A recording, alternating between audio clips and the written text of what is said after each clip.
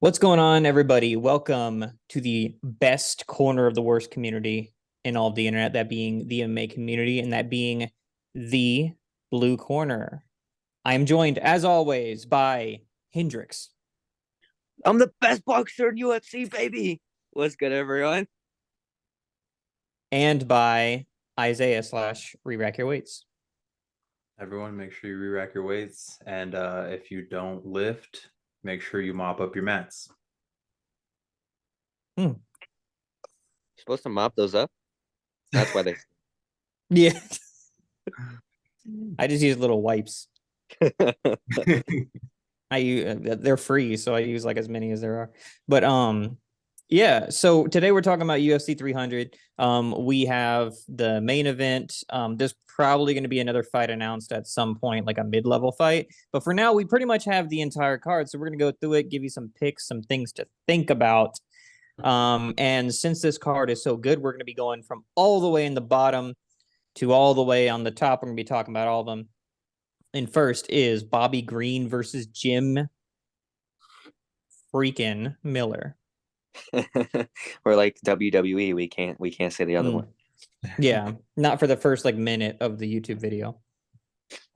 Um, okay, if you want to give your take on the fight first, you can. Jim Miller looked really good in his last fight. Um, I was gonna say, but his last opponent was like almost 40, but I think Bobby Green's almost 40 as well. I forgot about that, honestly. I think it'll be a good fight. I think Bobby Green's just gonna be too fast for him though.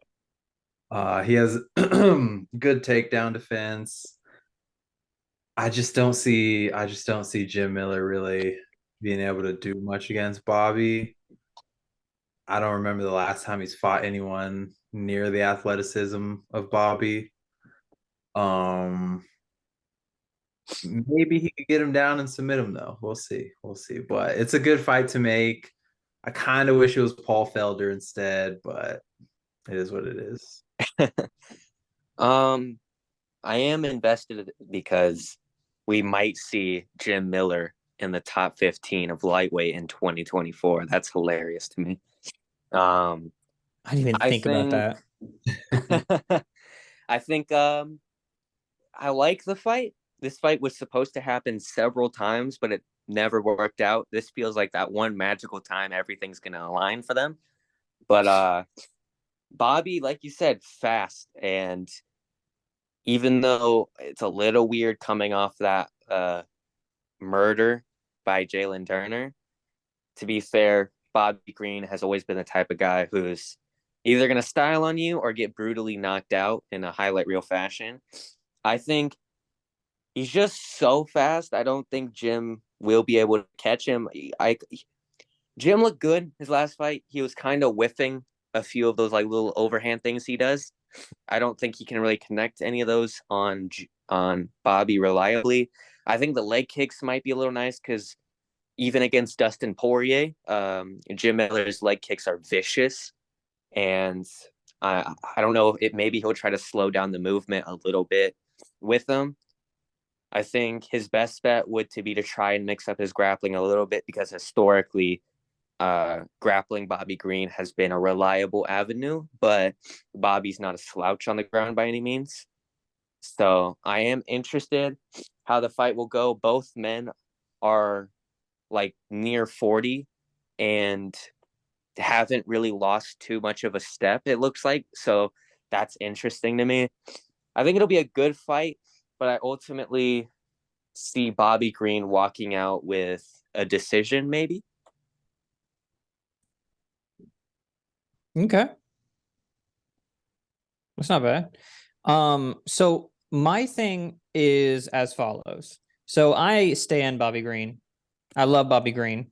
Okay. I think he's sick. I really admire the way that he makes it a show without really coming at anybody and making anything nonsensical, right? Like, I mean, against Tony Ferguson, he started smack talking him a little bit. He was like, you better take those sunglasses off before you trip on a cord. And Tony Ferguson was like, Bobby, Bobby, Bobby. And Bobby goes, okay, I guess he doesn't want to talk smack, so I guess I'll stop. And he just stopped. He stopped. You know, he has a fun fighting style. He gives us a show. He gives us a show on the way out, the walkout. Everything is a show. Everything's good. It's not at the expense of anybody. And then he goes home. And then he does it like 4 times a year. I love Bobby, right? And you know, I love Jim Miller as well, but Bobby's my bias. But I do think that Bobby's gonna win. I think that you know, Jalen Turner is absolutely nobody to you can't underestimate Jalen Turner in terms of the striking. You know, he lost to Matt Frivola by decision. A lot of that, you know, was grappling. He got knocked out by Vicente Luque in 2018.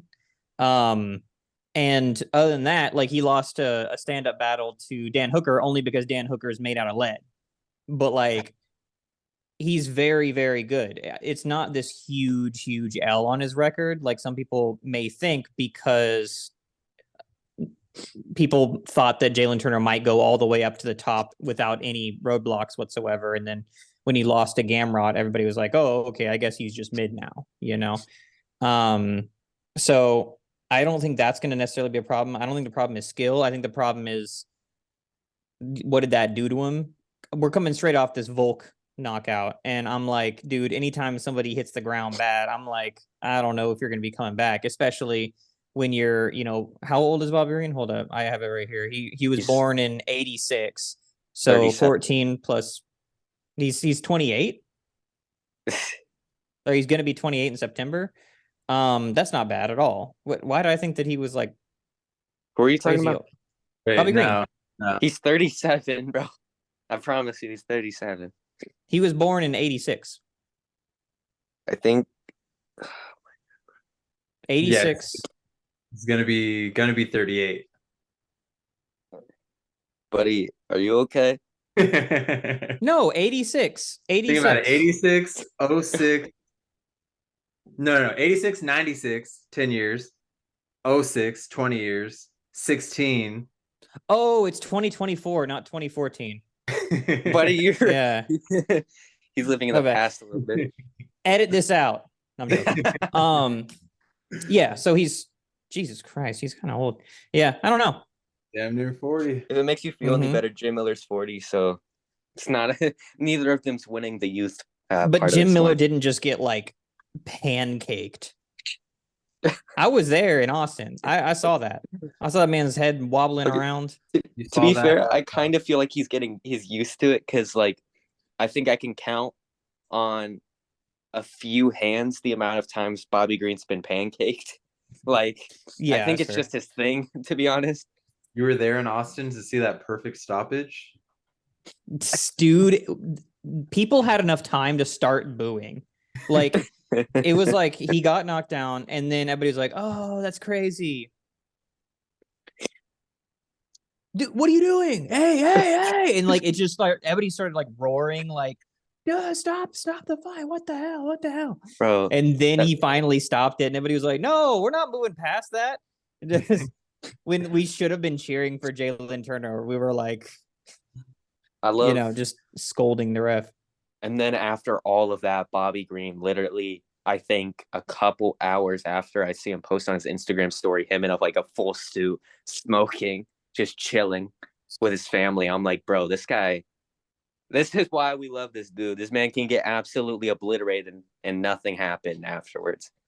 What did he say about the stoppage?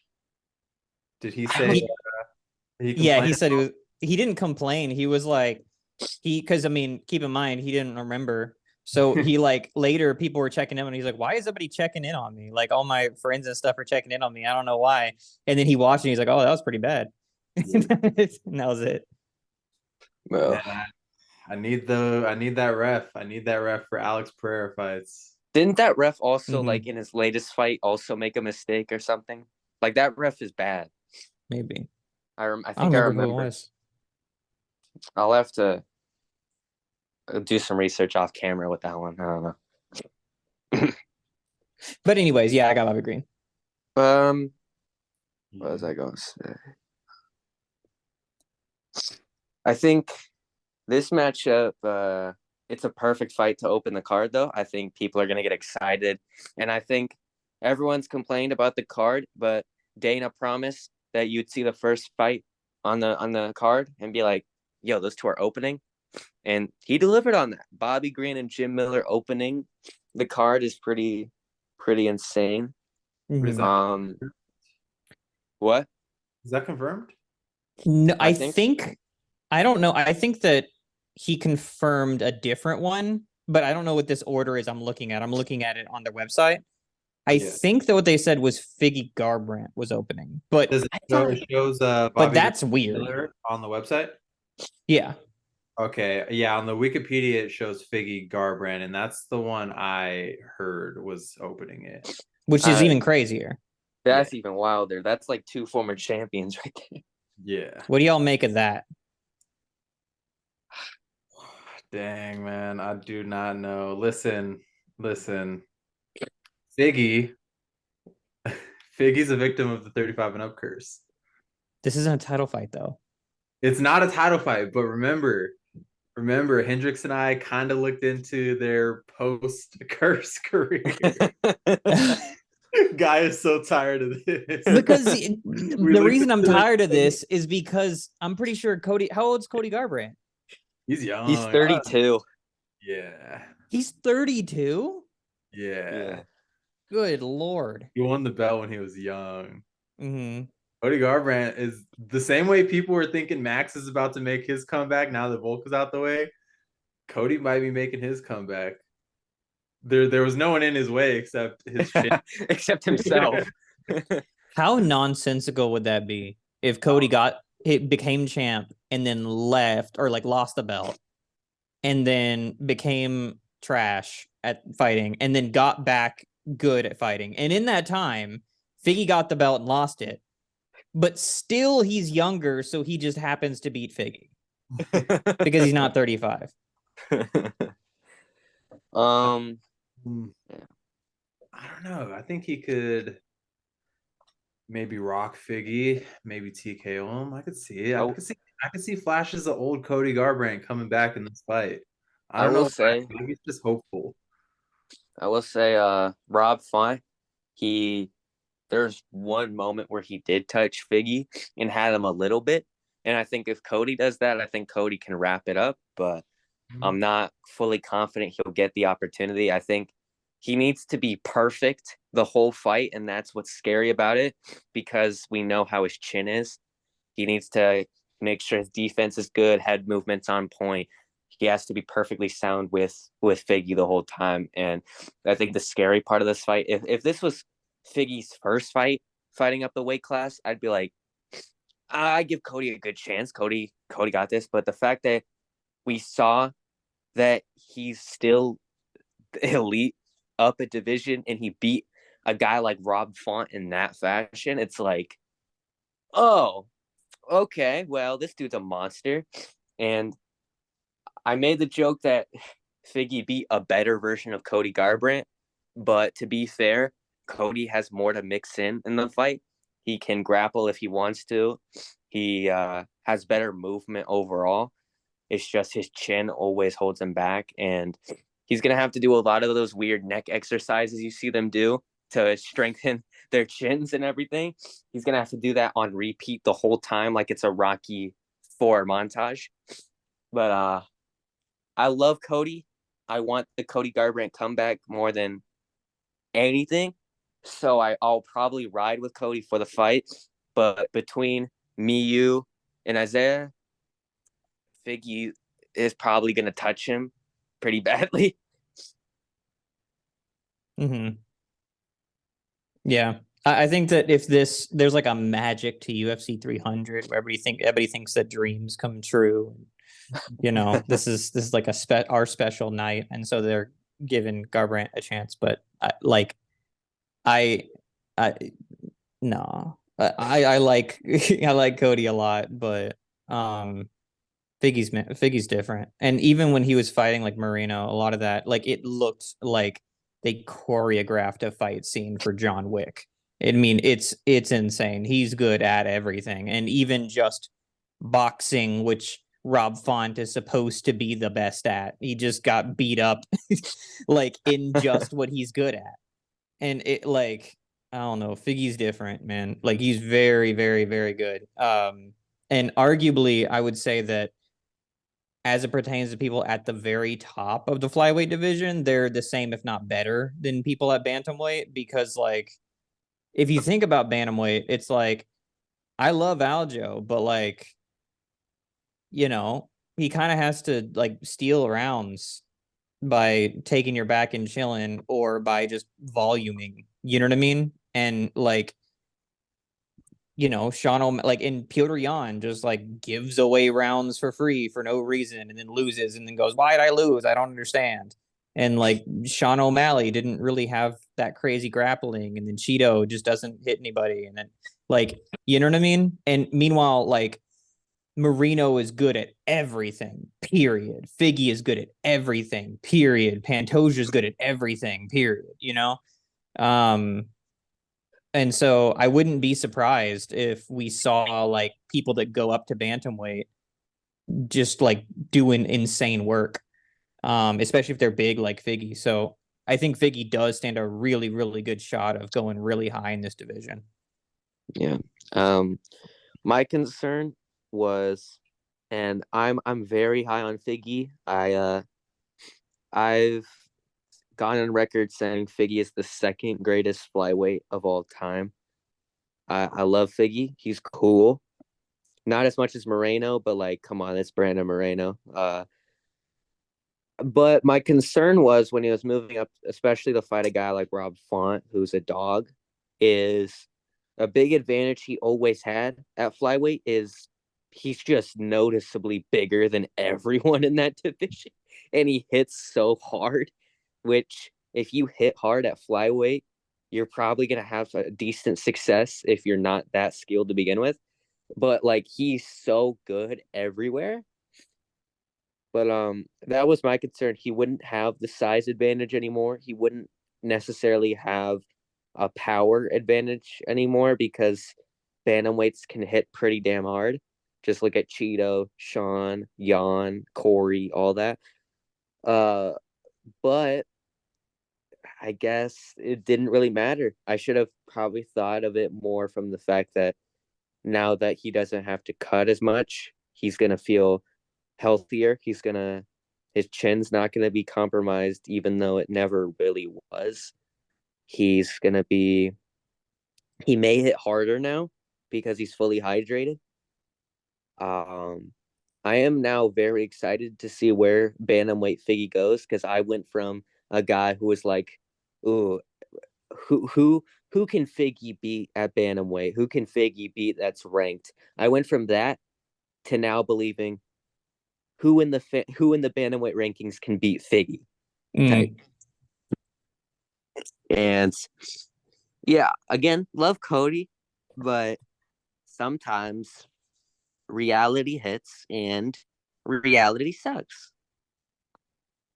Where is Jan currently ranked? I think he's like 6, maybe still top. He's probably still top 5, but I don't know.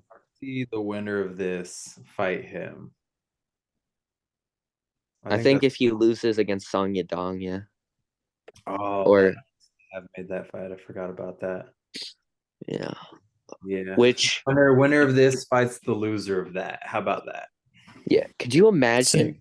being it like saying like if you could go back in time and tell yourself in like 2020, 2021, 2022 that Piotr Jan would be on such a losing skid if he loses to Song Yadong?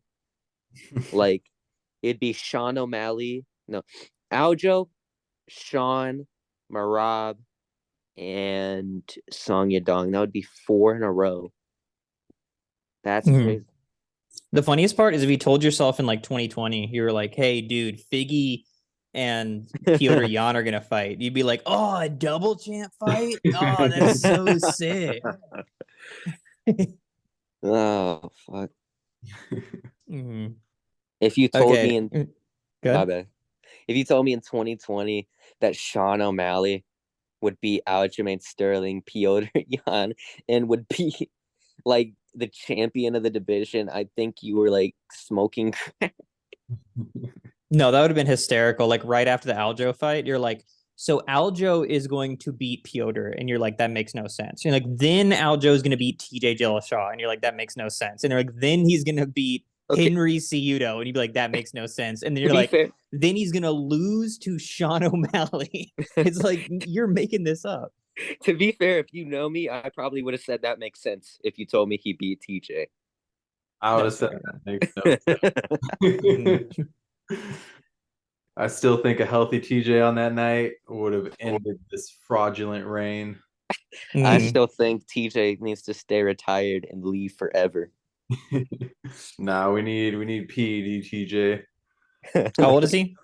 PED Team Alpha Male 2.0 TJ, because I was watching a podcast. Uriah Faber offered an olive branch to TJ. So if we can get Team Alpha Male back together, maybe TJ beats the 35 and up curse.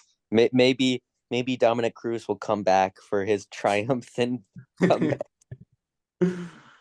Bro, TJ's 38. Jesus, I didn't think he was that old. Yeah, he's done. He's done. Wait, put this into perspective. He's older than Bobby Green. I didn't think this was what the fuck? Easy. That's wild. Dude, now we got Sadiq Youssef and Diego Lopez, boy. I may have to rewatch our podcast for 295, but I'm pretty sure the two matchups I threw out that were interesting for Diego next were either, if you didn't want a ranking for him, Cub Swanson just for a test run, and then if you wanted to push him, Sadiq Youssef was interesting. So I like this matchup a lot. Is Sadiq Youssef ranked right now? Yeah, What is I ranked? think I can check where he's ranked, but I think he's pretty low. Yeah, Obviously, because he just lost to Edson Barboza. which is crazy. The fact Edson's still a ranked fighter is crazy to me. Oh, he's 13 in the division. That's not bad. That's crazy because that means if he beats Sadiq Youssef, we're getting him against like the big boys. You know what I mean? Hit him against Edson Barboza, baby. I need to see the Brazilian on Brazilian Jesus. crime. Isn't Diego But, Lopez Mexican? He's both, I think. Oh, okay. But I'm actually interested in your take on this because if you don't remember, Mr. Vega, you were the only one out of all of MMA TikTok saying that Pat was gonna beat Diego Lopez. So I did not tell anybody that I am like 100% sure. But what I was telling people is I said, hey, more likely than not, it's past 17 because I'm not impressed by Diego Lopez. And the reason is, you got to see this from my perspective, right? So everybody goes, dude, guy, have you seen this new fighter? I'm like, okay, what? He has crazy, weird, like emo hair. And I'm like, and they're like, it's just like his hair. It's like crazy. And I'm like, okay, cool. And like, he's going to destroy everybody. And I'm like, what are you talking about? And they're like, he lost to Mavsar, but he kind of made it close. And I was like, what are you? That's why he's going to destroy everybody because he lost to Mavsar, but he kind of made it close. And I watched the fight and he's just on bottom the entire time. And he throws up submissions, but like nothing works. And I'm like, I mean, that wasn't close. I don't know what anybody's talking about. And then, he beats two people that just don't have any wins in the UFC. I'm just like, what are you guys seeing that I'm not? I don't understand. So after he beats Pat Sabatini, obviously now I see it. Because he's actually beaten somebody that's like in the UFC, like belongs in the UFC, has wins in the UFC, and he beat him. And he beat him fast. So now I see it. Now I'm convinced. Yeah, and I will say that's fair. I think a lot of people do I was even saying this with you that I think they overhype the Mosvar thing, especially because I'm designated Mosvar hater for life. And I mean, think about this. For how close that fight allegedly was, Mosvar outstruck him 183 to 48. Yeah. Like, yeah, that's real close, bud. Could have been a robbery, dude. Could have been a robbery, buddy.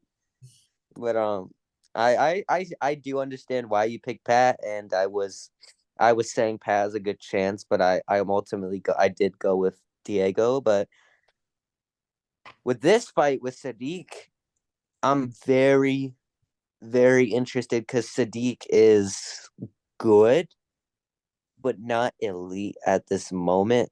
I think he has all the tools. He just has a lot of problems that hold him back.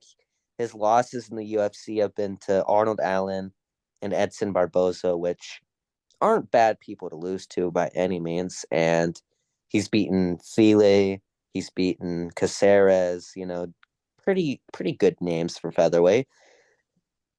He's well rounded, good striking, good grappling, but he's well rounded in the Marvin Midtori type of way, where he's not like necessarily great at anything. He's just good at everything, He doesn't have a single thing that stands out about him. In fact, the most notable thing about him is a negative on him, which is he tends to slow down and kind of like he'll get a lead on you in the beginning of the fight and then just he doesn't even look gassed. He just stops. He's like, "Oh crap, I forgot. I'm not supposed to win this fight. You can go. You can go." It's like back in Revolutionary War days when they would get the muskets and they take turns firing. It's just what he's trying to do. He fires a shot. He's like, "Oh, my bad, my bad. Here, you can take one now." This And turn-based. Diego is relentless animal. We already knew he had good grappling. The striking, a little iffy. We weren't too sure. His striking looked. I will give him credit. Knocked out Pat, like that's good, but also at times, if this makes sense, he looked a bit awkward still. And I don't know. I think Sadiq is a great test to see where he stands at the moment. He's well rounded, good chin. I think it's the perfect opportunity to see if he's at that level at the moment. I think ultimately, I probably am gonna go with Sadiq Yusuf, but I'm perfectly fine with being wrong, especially because everyone talks about Diego like he's the young new prospect on the block. Like he's 26 years old. He's fresh. He doesn't have that much experience. Like he's new. When it's like the dude's had 29 fights. He's been knocked out before. He lost his first contender series fight. He's 29 years old. It's like he's still young, but it's like he's not this super young hot prospect. I think he's hyped up to be a little bit. I think ultimately I pick Sadiq. I'll let Isaiah give his take on it. I need to watch more Diego Lopez. But I think I'm gonna go with Sadiq 29-28 decision. I agree. I think his striking's better from what I've seen of both of them. I think he's just gonna be able to. I think he's gonna rock him. Honestly, I don't know if he's gonna finish him. Part of me wants to predict a finish, but I think I'm more inclined to believe that Diego Lopez will be able to withstand the striking and the power. And he'll be able to get around but lose a decision. I think that like I need to do more research before I actually because it's either a decision or a finish by Sadiq or it's like a round one finish by Diego Lopez. And it's like I don't know how Sadiq is at adapting and because like there's a lot of people that when they get to the UFC and they're like entry level UFC level, they're like, oh, I think I know how fights kind of go. We find our range. When you get in too close, I'm gonna clinch with you, and you're gonna cooperate with me in clinching, and then we'll just kind of go over to the cage. And we'll chill here for a bit, and then I need to be careful when I disengage, and and then we'll see who can strike who the most. And then they get in there with Diego Lopez, and he's just like, "Gah!" And like just runs at you like an absolute like honey badger. And they're just like, oh, what is all this? What am I? You're not supposed to be doing this. Oh my God. And it's just too much. And it's hard to like prepare yourself and to do intelligent things back to him. And I need for people to not fall for like the Hamzat thing, which is, oh, you have finished in the first round. That means that you're better than somebody that would have finished them in the second round. Like people were saying that, like, you know, um, you like everybody that fights Hamzat gets finished in the first round. Therefore, like Hamzat is better than all these other guys, and he's better than everybody. And if he finishes Kevin Holland in the first round, that means that he finishes Izzy in the second round, and that means that he finishes DDP in the third round, right? Because that's how that works. I'm like, no, stop. Some people's styles just finish early, and some people's styles don't. So what happens when we get past the first round? Like, and I don't know, and I don't even know that we really know that. So at this point, I'm going to say it's like 50-50. I just have no idea, but I'm going to do more research and I'll actually be able to tell you later. So now we're going on to Holly Holm, Kayla Harrison. Oh, I Hey I'm Hendrix, excited. what's your favorite Kayla Harrison fight? My favorite Kayla Harrison fight is probably the one she lost to Larissa. That was pretty fire. I love that one, bro. But Name 5 name 5 Kayla Harrison fights. that impressed you. That fight against Shayna Baszler, that fight against Ronda Rousey, that was pretty fire. That fight Irene Aldana was pretty.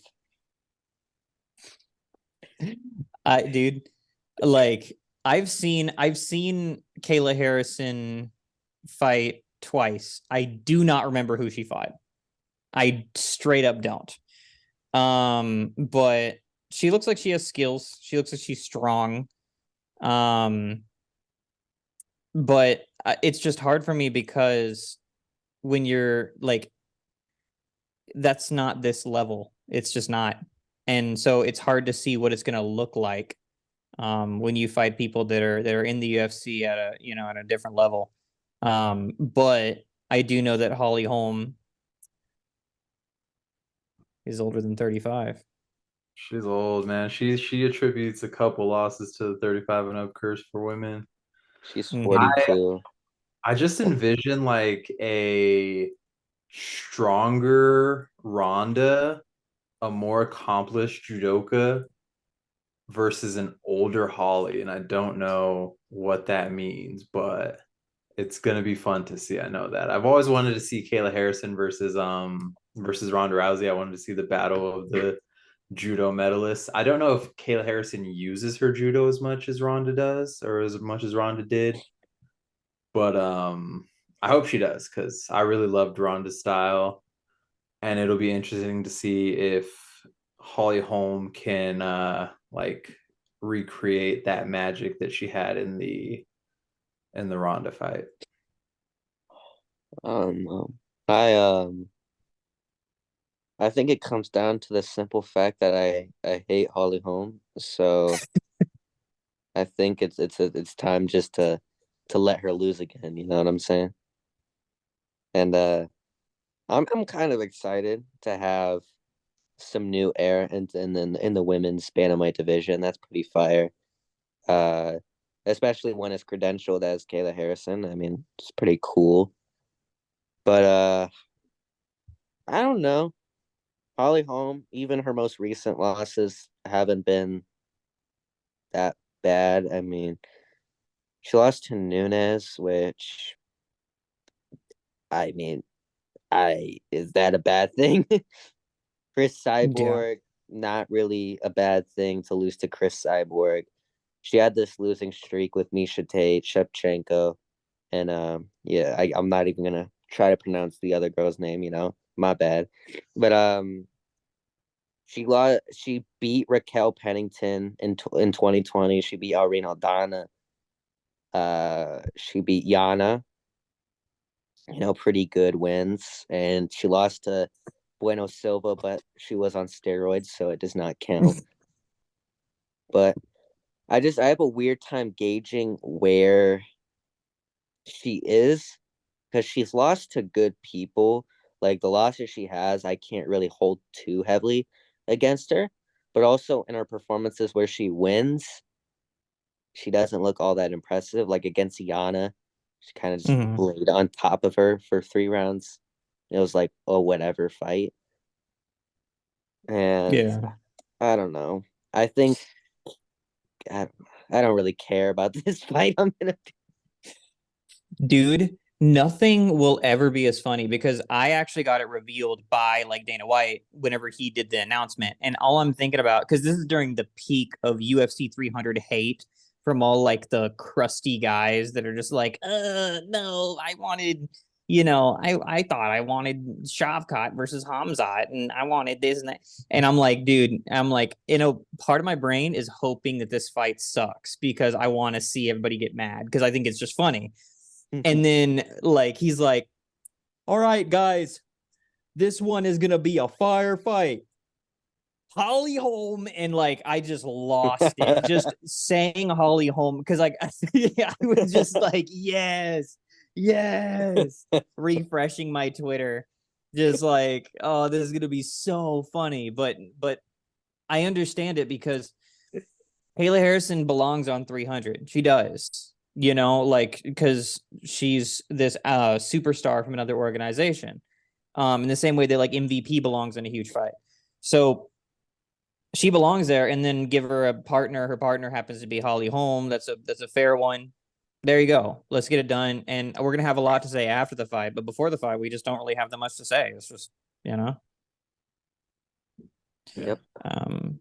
Yeah, what do you go ahead? On 300 too. I don't know why they wouldn't put him on 300, but Oh, that would have been so sick. So who do you guys have out of Bo Nickel and Cody Brundage? enough about Cody Brundage.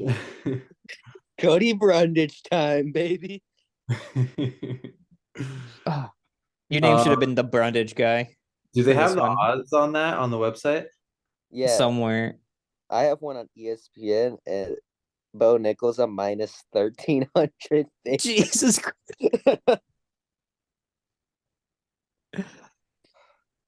Uh, dude, Meg, girl Vega, my girlfriend, is so mad because she wants to see Bo Nickel fight somebody good, and every single time I keep like saying, "Oh no, it's this guy who's never fought in the UFC. It's this guy who never," you know what I mean? And she's like, and everybody's been saying like, "Oh, Paul Craig, yeah, that'd be so sick." I'm sorry, man, but this is the fight I'm least excited for on the card. Bro, could you Bonus. imagine? Imagine if Cody does another fluke slam KO. Oh wait, is he the one that did that? I don't Yes. remember.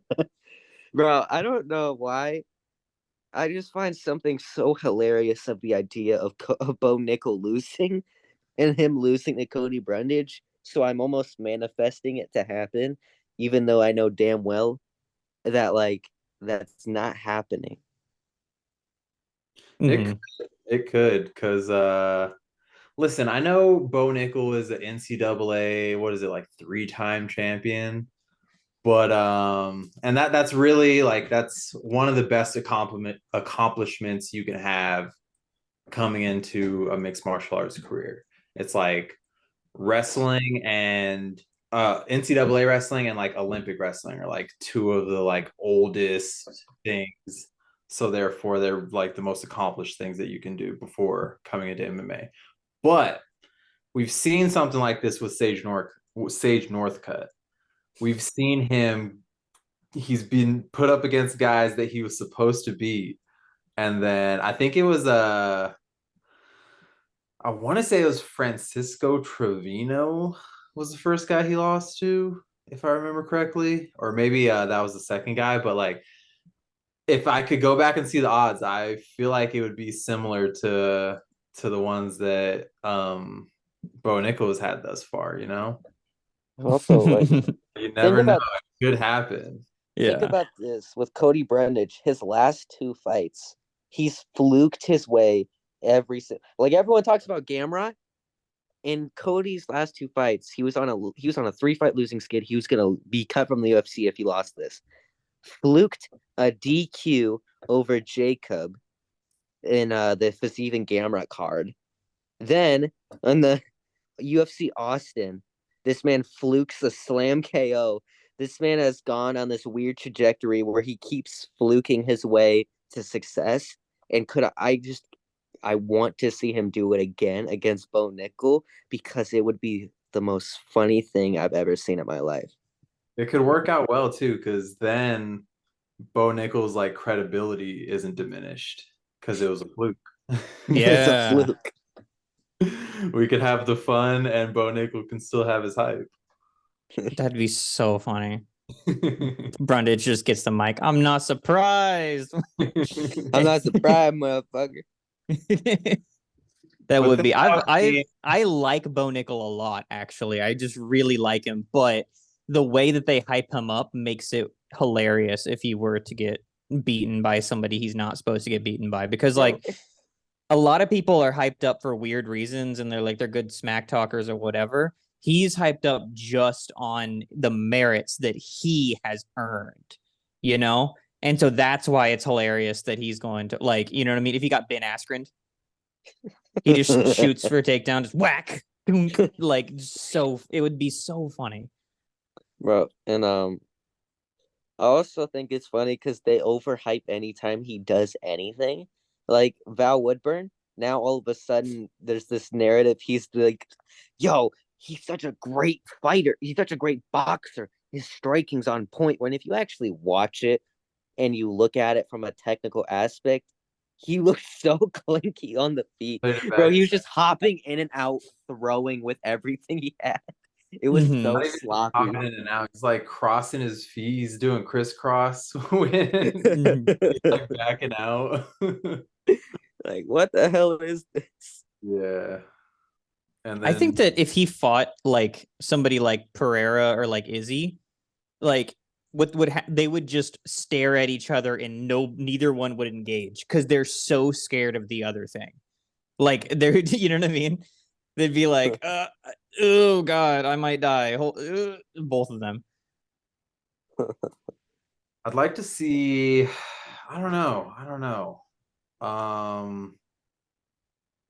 Izzy's gone against some good wrestlers. Alex hasn't really. Neither of them have gone against wrestlers to Bo Nichols' caliber.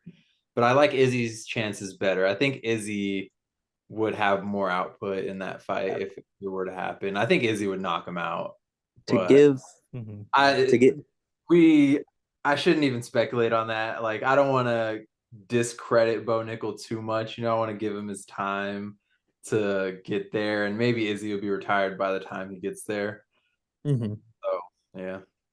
to give Izzy a little bit of credit, even though like Rob doesn't have the same credentials as Bo, I don't remember what it was exactly. I'm pretty sure he was wrestling for Australia, and I think like he was offered like a spot on like an Olympic team or something like that, but he turned it down for his MMA career. Obviously he's not the same as Bo Nickel, but I will say Robert Whitaker is a pretty pretty high credentialed wrestler that Izzy was able to neutralize when it came to takedowns. I feel like wrestling for Australia is probably like when like women's national soccer team plays like a youth Yeah. they play like a youth boys team and they lose. Like if we put up Australia's national team against some like low tier D1 school, I wonder how that would go. 17-year-old Henry Ciuto. One after another. Yeah. Yeah. Oh, so who's next? Calvin Cater, Aljamain Sterling. The Al Goat is back, baby. Oh, yeah. I wanted the Al Goat to take out Max Holloway, but alas, here we are. He's going to have to take out the second best boxer in the UFC, Calvin Cater.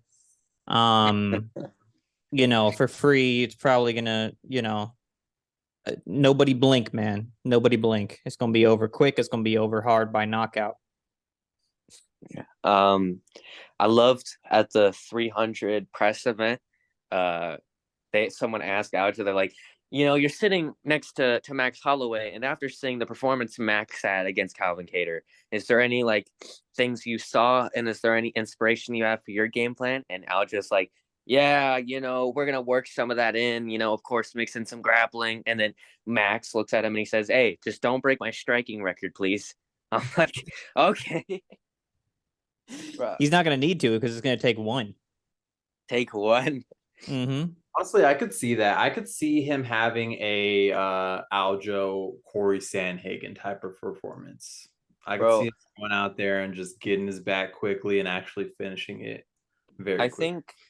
I think I'm more hyped for this fight because of Figgy moving up and having the success he did so far. Because like normally I'm like, ooh, I don't know. Yeah, these guys are bigger and like I don't know, you don't have the size advantage anymore. But like after seeing Figgy was able to do it, and now knowing like Aljo doesn't have to cut as much, he's gonna be stronger. He's gonna have a better chin. He's gonna probably a better cardio. It's like, man, I'm actually very excited to see featherweight Aljamain Sterling, and I think Kattar's a good test, because he's well rounded. He has great boxing, good grappling. I think he's good test for Aljo, but he's not going to be a good enough test because the Algo is going to do what the Algo does, and that's backpack rap, baby.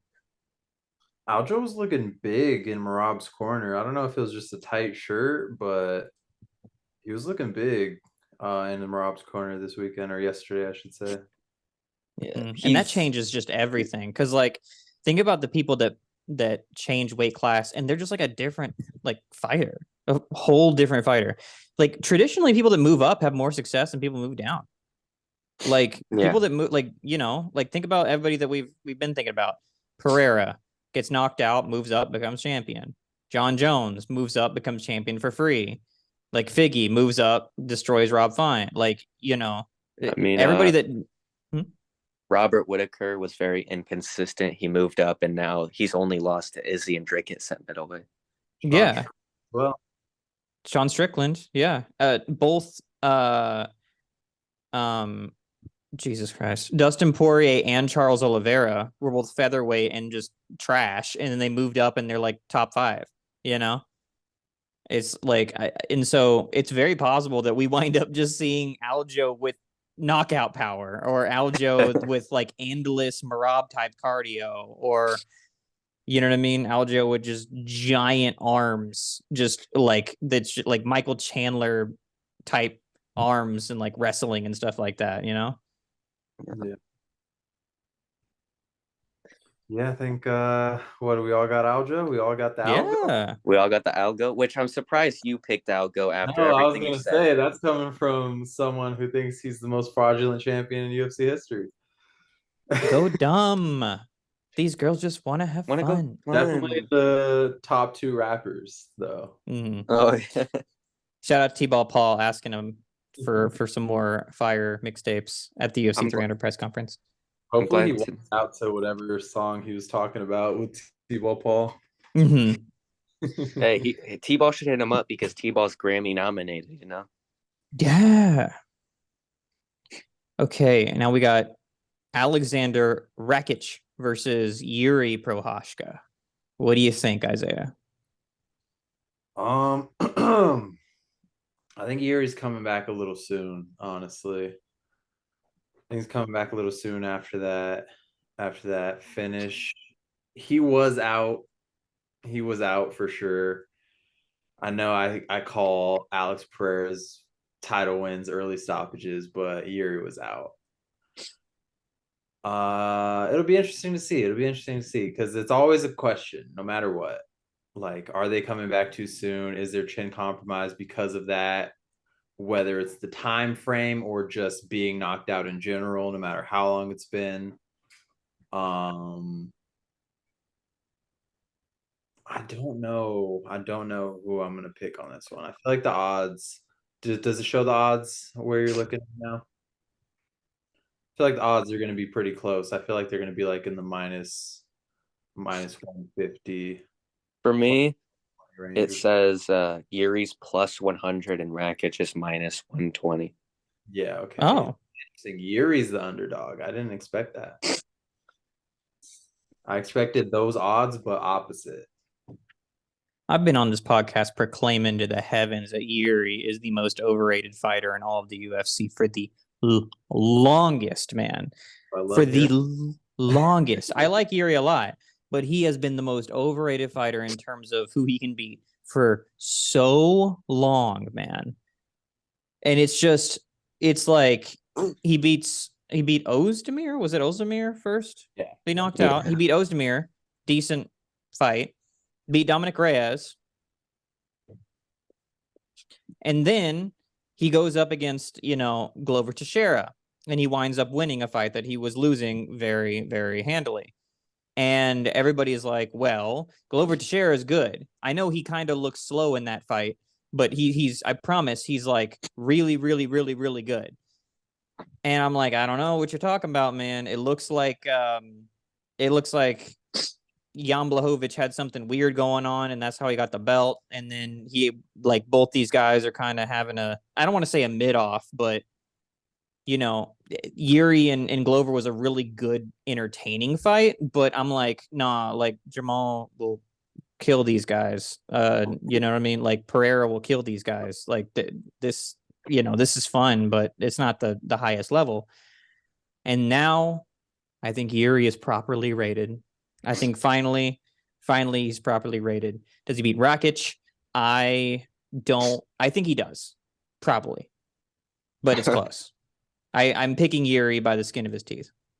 Is it bad that Rakic has been out for so long that I almost forgot how he fights? I almost No, forgot. that's his fault.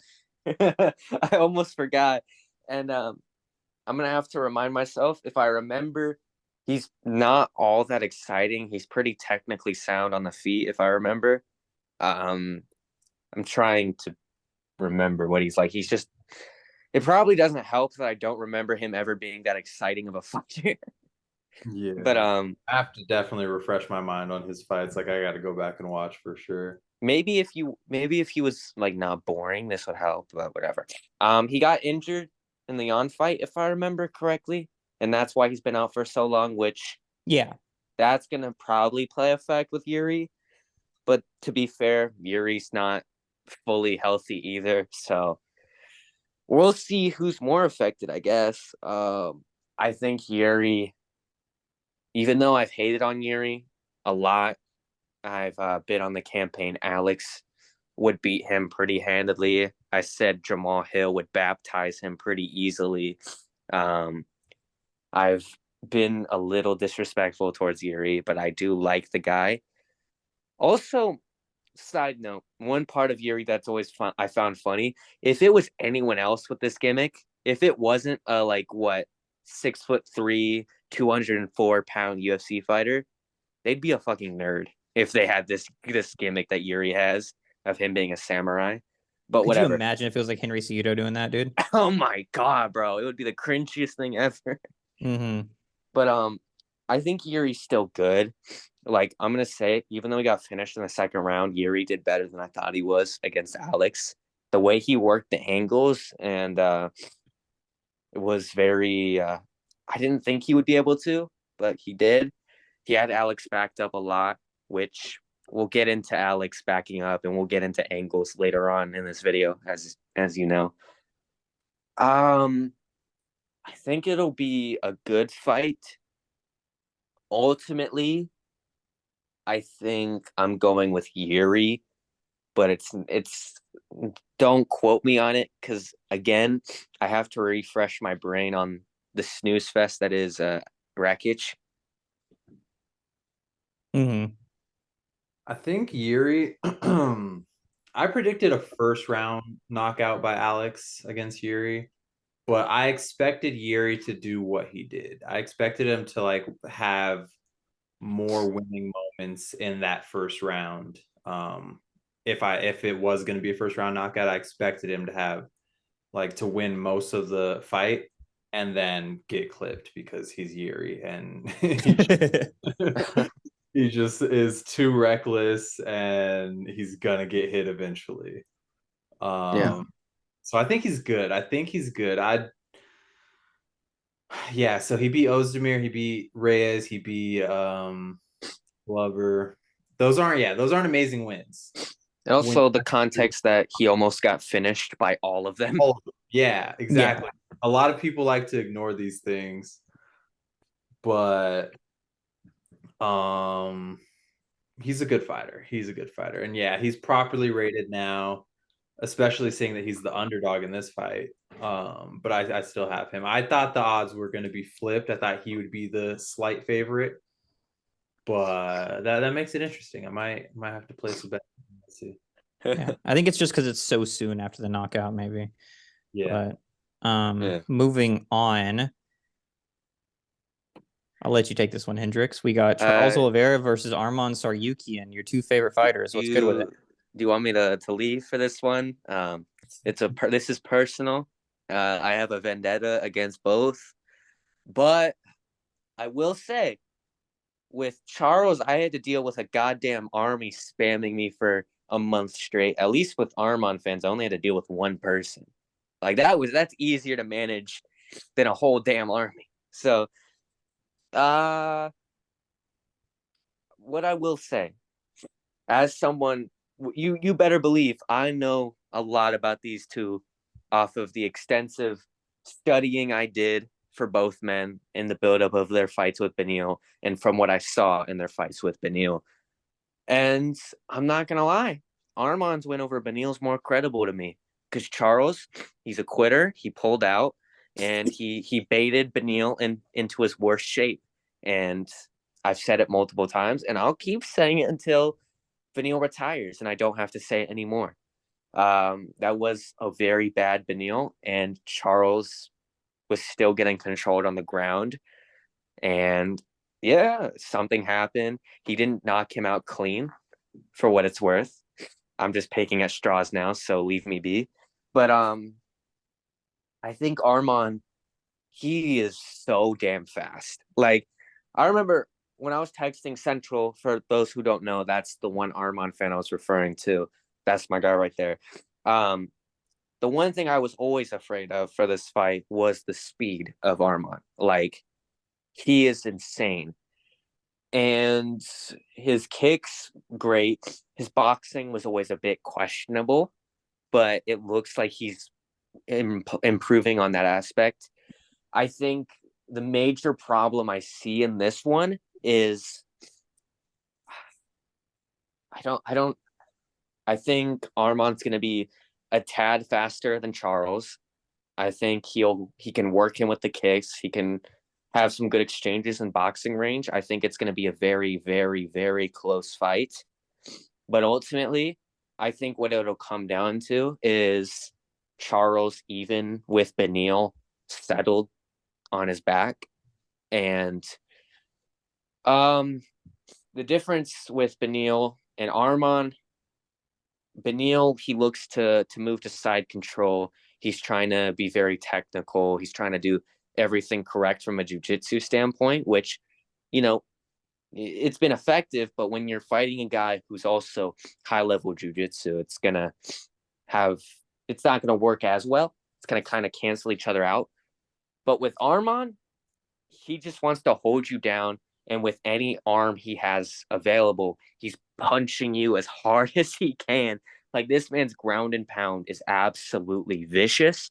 And if Charles settles to be on his back, I don't think he can handle the amount of ground and pound that Arman can throw. And I don't think Arman is dumb enough to get caught in a submission. I think he's very intelligent on the ground. I think Arman's very strong. Arman is short, which I made jokes about. It's actually sometimes useful, especially against guys who have a heavy kicking game like Charles Oliveira. My main takeaways from both performances against Beneil were, well, obviously they both beat him in the first round, so there's a sore wound there. But I don't know, Arman, he's faster to me. we now know that he has that one shot power if need be. I think he's a dog, and I can see Arman late TKO, maybe decision. I think this fight is one of those things where both men are so hungry that I almost don't see it going to decision. So ultimately, I think I'm going with Arman Sarukian. Um, even though I hate both of them, they both hurt me, but whatever. Okay. What do you say, Azo? I think Hendrix, you broke it down perfectly. I'm gonna make a bold prediction right now.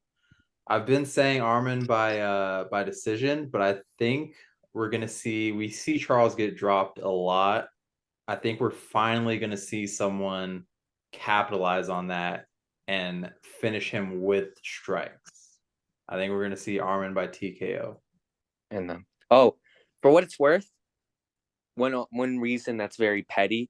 Charles Oliveira, in his post-fight interview after Beneil, kept yapping about Islam Makhachev and the champion has a name. I'm gonna beat Islam.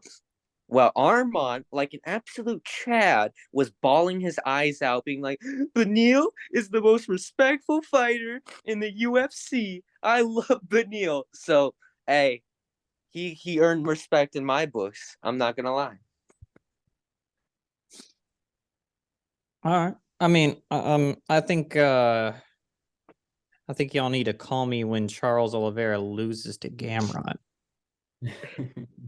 I think as soon as that happens, we can start having a discussion as to the levels. But until that point, it's gonna be Charles Oliveira. That's what I think. I think that Charles Oliveira is going to keep his eyes open. He's going to hit him with a nasty pull counter. What? Right across. He's going to fall down. He's going to get on top of him and smash him out. We heard this rhetoric, even though it was for an undefeated fighter. We've heard this rhetoric recently before Topuria knocked out Volk. We heard this thing about levels. Who has he beat?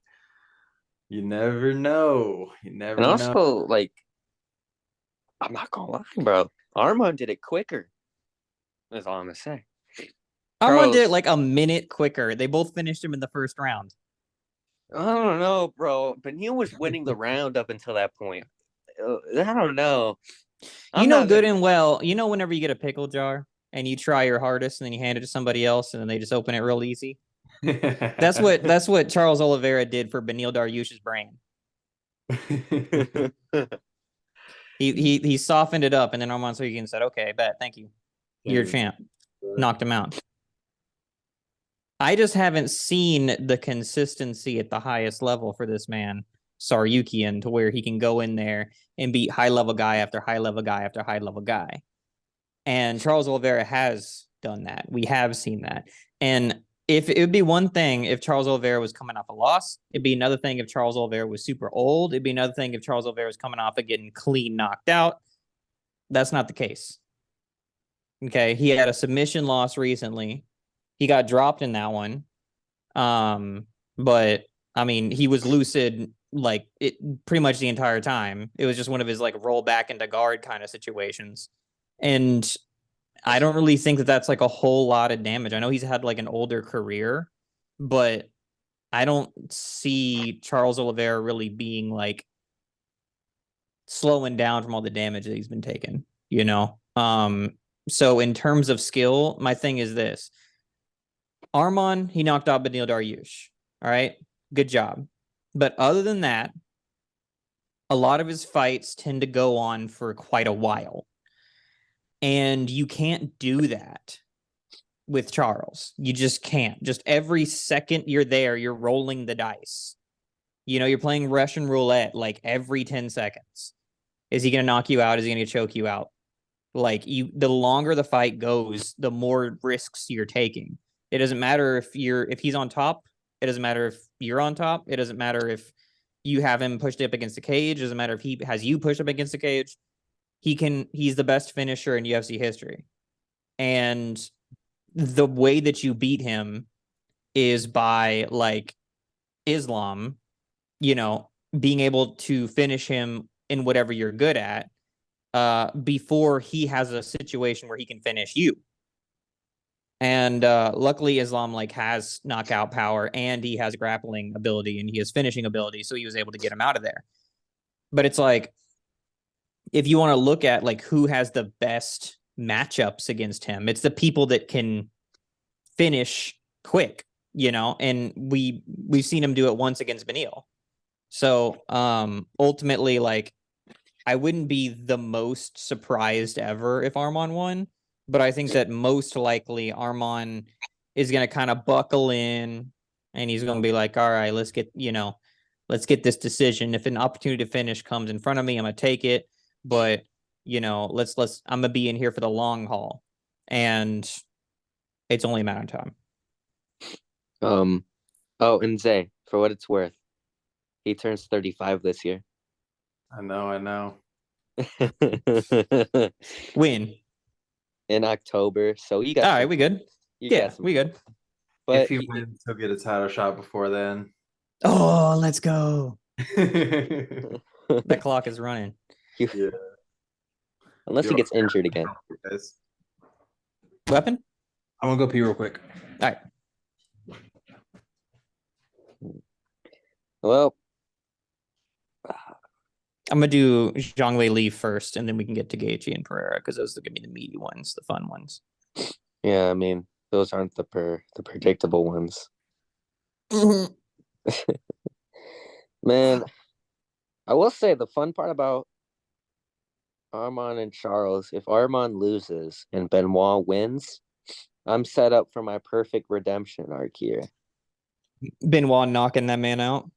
Bro, Benoit is on my revenge tour right now. He's going to get revenge on Dustin for ducking Beneil for so long.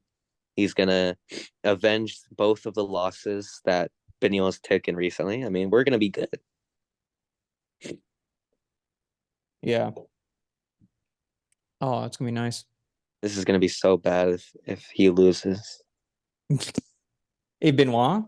Yeah, if Benoit loses, Yeah. I'm never hearing the end of it. Yeah, then you got to come up with a third bin to stand, dude. I realized that I didn't think about this until like a couple days ago. The three lightweight, I stand three lightweights: Beneil, Benoit, and Benson Henderson. You stand Benson Henderson, dude? Yeah, I love Benson, bro. It's so bad that like Jay, we were doing a point about like Mr. Irrelevant. If you've heard that, like some UFC fighters who don't really get talked about a lot, even though they've done some good stuff. And T-Ball was in there, and Jay was like, "Okay, for my point of who the biggest Mr. Irrelevant is, I want you guys to name the four best lightweight champions, except for Hendrix. You can't because you're gonna disprove my point." Because he knew damn well I was bringing up Benson Henderson. Incredible. Okay. We ready? Yes. Okay, we're gonna come back into Zhang Wei Li because we're gonna save these two for. All right. Next, we have Zhang Wei Li versus Yan Xiaonan. Now, I'm picking Zhang Wei Li just because I just don't see anyone really beating her. She's good at everything. I know that Yang Xiaonan has like really, really good striking. Maybe she slightly edges her in striking, but the 5-round experience, being good everywhere, having that dog in you, she is really good at studying her opponents as well. I don't have much else to say. I mean, I tend to favor towards the future strawweight goat, Zhang Weili. This feels like a lamb to the slaughter type thing. It's like Jan's cool. She's entertaining. She had that cool moment with Andrade, but it's like this is Zhang Weili. I mean, you have a puncher's chance. That's about it. I think. Like this is the same girl who got finished by Carla Esparza. Like that's crazy. I don't know. I Yeah. like Jan, but I think this is going to be another masterclass. It's interesting that they'd make this matchup on 300 instead of making it on like a UFC China card. Not only for the marketing reasons, but also like you're wasting the matchup on 300 because as far as we think, like it's just going to be a pretty easy win for Zhang Wei Li. Mhm. Yeah. It could wind up being a fun fight, but like, yeah, it's kind of a wasted opportunity considering the fact that like out of all of like the Chinese fighters, like these are the two big ones. It's like what are you gonna do then for China? I don't know. We But could eat our words. We could eat our words, and then Jan goes in there, knocks her out. They do an immediate rematch. But other than that, then you the matchup. maybe It's that's the the lead, script. Maybe that's the script. bro. Maybe that's the We're script. talking about magical moments at 300. Maybe that's the Mhm. magical moment. Guys, the real thing is we're going to rebook the Leech versus Tony Ferguson. The Leech wears his suit. Finally. Leach versus Tony Ferguson just because it's in China. That's amazing. Okay. We're getting to Gaethje and Holloway. Your twin. Go. My twin, Justin Gaethje. Even though he shaved, now he looks like Bobby from King of the Hill. Like I think I am picking Gaethje, but I think that it's wild how much everybody's completely counting out Max. I think that that's insane. I am not confident in Gaethje at all. I'm picking him because I just figure that over time he's going to do enough damage to maybe swell up Max's eye, maybe cut off his legs, but at the end of the day, Max does and can, if he wants to, have like have some pepper in his shots. And anytime somebody hits Gaethje with anything that's solid, he does a chicken dance every single time. He's in the chicken dance in every single fight I've ever seen him in, except for the Khabib fight. He gets hurt. He does. And you just have to be good enough to like hurt him several times or hurt him bad enough or follow up on him when he's hurt. And that's difficult. It's proven to be very difficult. Dustin wasn't able to this time. Fiziev wasn't able to. Charles wasn't able to like the first couple times until he was. So, I mean, it's a hard thing to do. And people think about Max Holloway as this guy that like volumes you over time. And so they're like, well, stylistically, he loses to Justin because you can't spend a lot of time in the ring with Justin. And like, I understand that. But you can't overlook the fact that Gaethje gets hurt when he gets hit flush, and Max is known for hitting people flush 400 times. So, like, this is a lot closer. And when they faced off at the 300 press conference, they looked the same size. Yeah. I think some important parts of this matchup are Max is being very much so underestimated, which the Blessed Express is gonna lap another one. Let's go. But I think I'm picking Max. Could be a biased standpoint. I don't care. But I think the people who think this is gonna be a Tony Ferguson thing again, I think they are completely delusional. And if you think Tony Ferguson and Max Holloway are at all the same fighter just because they're both durable, then you have not watched either man. I promise. Because Especially in striking. Max Holloway is an elite striker, and his defense gets underestimated because of how good his chin is, I think. And I think Max also, like, he's starting to develop more power. He's always had sneaky power where he would catch you with something, but like throughout his last couple fights, he's starting to show more and more power, which I think comes down to the fact like people forget how young he is because of how long he's been in the UFC, and he's starting to get that grown man strength again. And I think he's really smart. We've seen that in his last 2 fights. He's very smart defensively, great head movement, a great striker, amazing volume, amazing cardio. And Gaethje, like, let's be real, Gaethje's cardio's a bit questionable at times. Like he can kind of slow down because he throws everything into every punch, and like you said, he does the chicken dance when anyone punches him clean, and Max is going to be in his face punching him clean at least 300 times without breaking a sweat. And I think Max is just going to be faster. He's going to be able to outdo him for 5 rounds. The fact is, if this was 3 rounds, I'd be like, maybe go. Who knows? I think the fact this is 5 rounds really leans heavily into Max, because even though Gaethje, he can go 5 rounds, and Gaethje very well can wear you out for 5 rounds. I think you can't.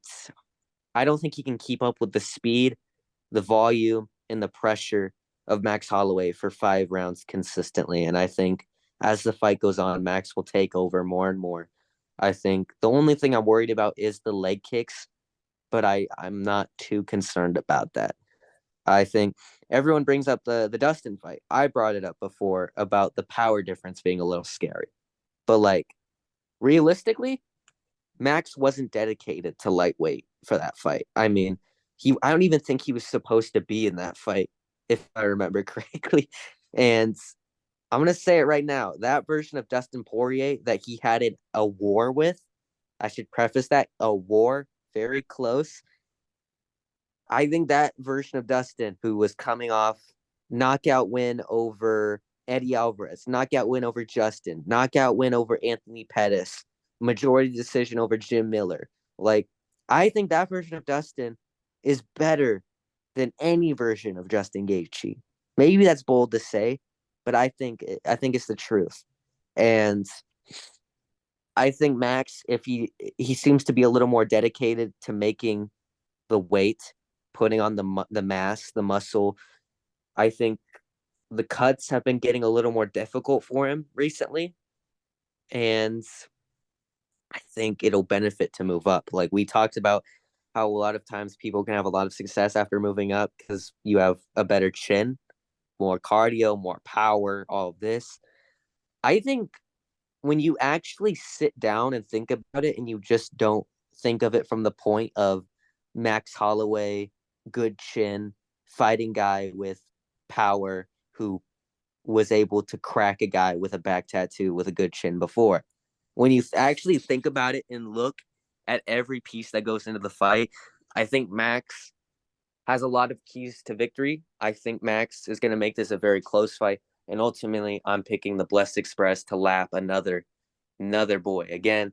And I think he's going to be a top 5 lightweight when it's all said and done, because he's beating Justin Gaethje either by 4th or 5th round TKO or by unanimous decision. Damn.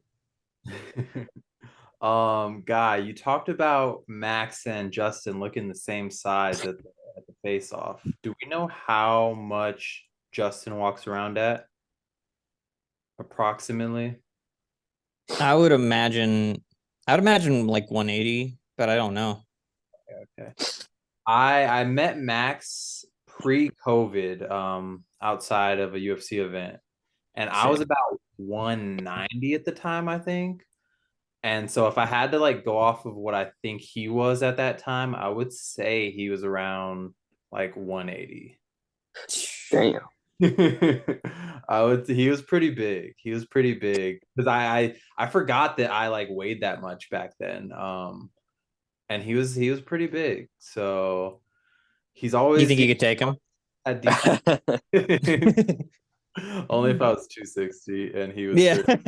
30. I need all the curses.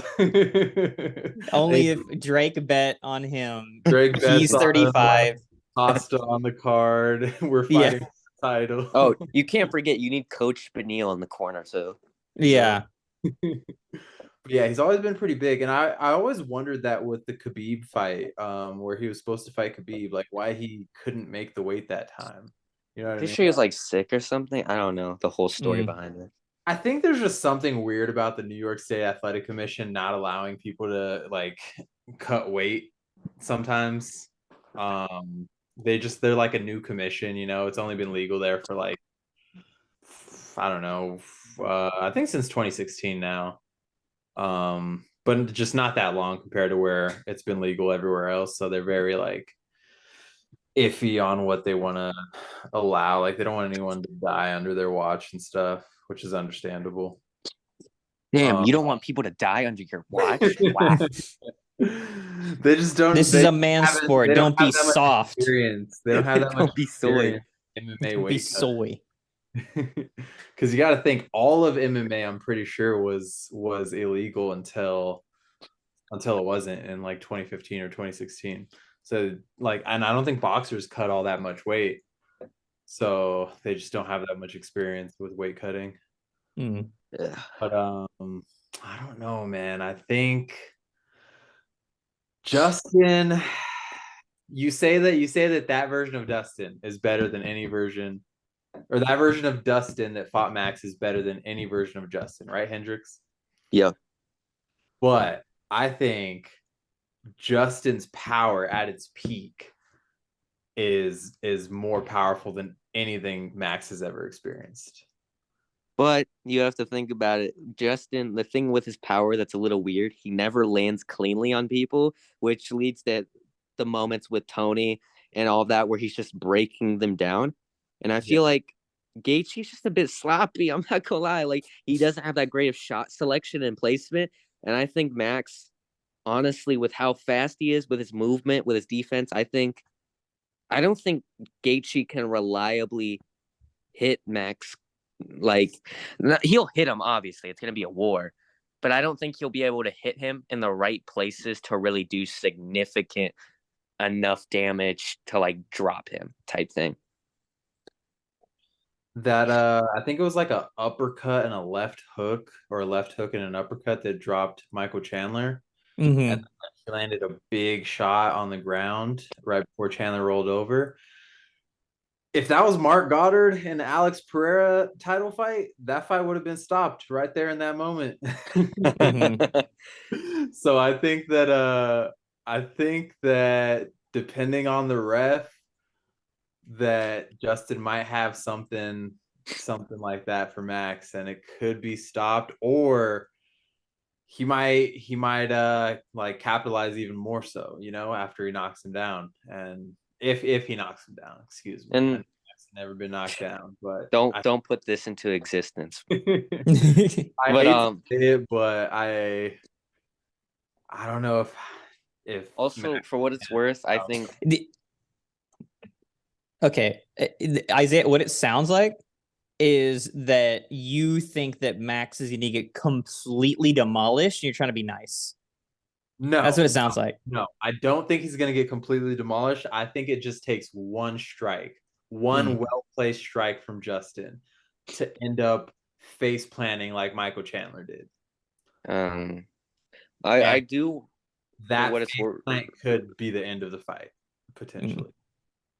For what it's worth, I do want to bring up also, I don't know if I already brought about Gaethje fading in fights sometimes, but he's kind of questionable on his back foot a little bit. Like, Chandler, obviously, if I remember correctly, had his most success when he was backing up Gaethje, but the problem is Chandler can't keep that up consistently for even a round. When Max, I feel like if he can keep him at bay for even enough rounds to win a decision, I feel like he'll be good, which I know, watching his fights, I know damn well he can. Yeah.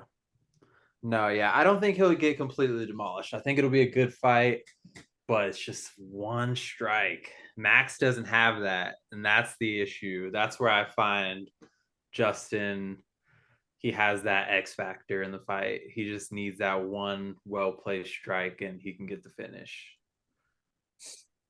Like, here's the funny thing, though. Max win. Okay, if Max wins, ideally he's in the same spot as Justin is right now, which is next in line for the title against Islam Makhachev.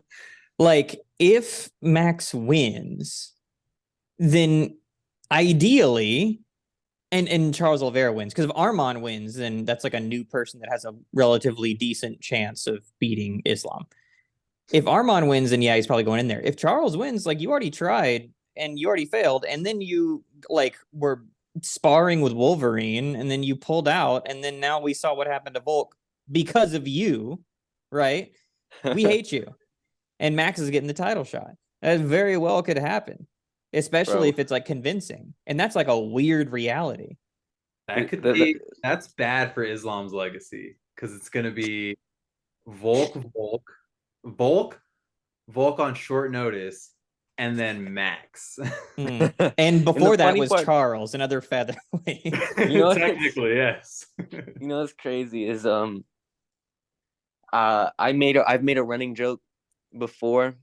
This was even before I was able to go live on TikTok. Was you imagine Habib versus Max? Max stuffs one takedown, and he's like, "I'm the best wrestler in the UFC, baby!" Like now he gets to fight the son of Habib. Mhm. I just realized something as we were talking about this. Does Max already have the Drake curse on him? Because Anita Max win. Oh my god! Also, if you really think about it, Max is the only UFC fighter that got name dropped in a Drake song, so that even adds the curse. That happened. Yeah, and Scorpion Drake said Max said they only bless when they attached you. He was referencing Holloway. Apparently he likes Holloway, but like I'm still not convinced Drake even knows what MMA is. He just bets on things. Mhm. Yeah. Yeah, he tends to like Americans, kind of. Which is weird because he's Canadian. Yeah. He's from Dude, what if he bet on Mike Malone? Oh my That's what happened. He tends to, in the cases of foreign fighters, he tends to usually go with I've noticed a pattern. He usually goes with a black fighter Mhm. more times than not. And against Colby. Against Colby is always a W. I'll respect that. I'm pretty sure he bet on Kamaru like the second time. That's great. And so he actually, yeah, he made that money and then he lost money on Jorge and then he made money on Leon. But yeah. Dude, so we're getting to the main event of the evening and I have no idea. I have no idea between Alex Pereira and Jamal Hill. I do Well- not know. I have an idea, and I'll lay it out pretty simply. Jamal Hill is going to knock him out easily. No difference. Say I have first. no other words. No other follow-up. Jamal Hill, masterclass incoming. And Aaron, you can deal with it, buddy. I think I have to agree just because I'm a hater. I'm Purely pulling for for Pereira haters. so hard. It's like just Pereira's defense sucks, man. I'm sorry. He's just awkward. Like Jamal I've actually never has a seen, chin too. and it's also like he fights weird on his back foot, and when people work the angles, like that's when Yuri had his success, and Jamal Hill's really good at that. It's like everything in Alex's game works towards Jamal Hill. We saw Jamal take the leg kicks from Santos. We saw Jamal take the power strikes from Santos. Granted, Santos was old at that point, but we've seen Jamal do very well in every fight he's been in, essentially. And- even his losses. And bro, my I bad. just don't think Alex is another one like Yuri, who's like he loses a lot of these fights that he's losing in a lot of these fights that he ends up winning. Mm. And the way you said Yuri's overrated, I've been saying that about Alex for quite some time. Mm. It's like, bro, I can see it in my head right now. This man Jamal, Jamal's pressing him up against the cage, throws the uppercut, clips him right on the chin because of his weird defense he has, and then right behind that is an insane hook, boom, right on the chin. Alex Pereira falls over, done. I just don't want that to be true. And like deep in my heart, I know that Jamal Hill should be the favorite. And the reason that Jamal Hill should be the favorite is because his chin is absolutely iron and his hands have absolute dynamite in them. And like more than Pereira.